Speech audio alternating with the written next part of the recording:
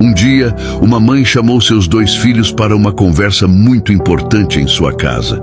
O primeiro filho chegou e perguntou impaciente por que ela havia ligado para o trabalho dele dizendo que era urgente. A mãe respondeu com calma que precisava contar algo muito importante.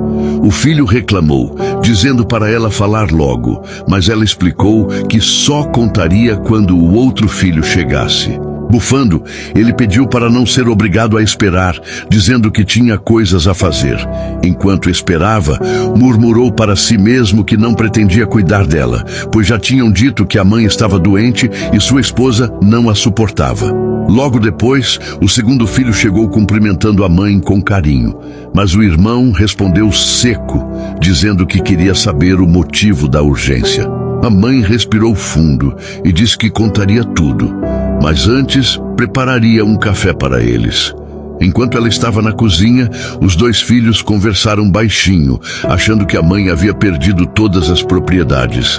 Os 2 imaginaram que ela iria pedir para morar com um deles e imediatamente começaram a negar a possibilidade. Um disse que, se fosse assim, a mãe deveria ficar com o irmão, pois na casa dele ela não entrava. O outro respondeu que tinha ouvido falar que apareceu comprador para os terrenos e aproveitou para perguntar se o irmão cuidaria dela.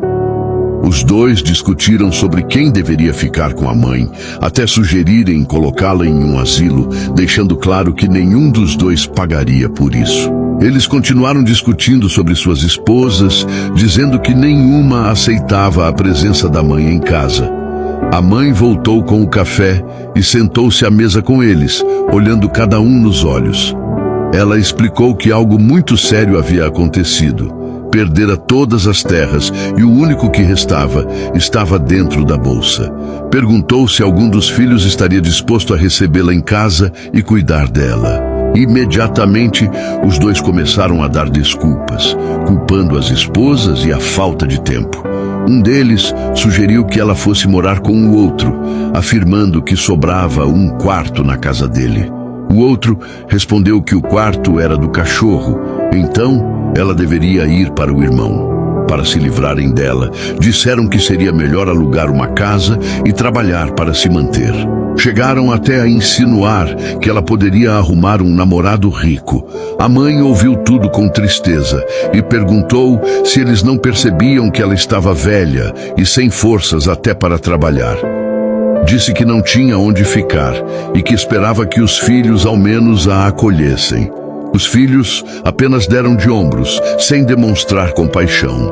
Foi então que a mãe abriu a bolsa e anunciou que, apesar de ter vendido suas terras, conseguiu 5 milhões pela venda. Os filhos ficaram chocados e imediatamente mudaram de atitude, dizendo que tinham tido sorte.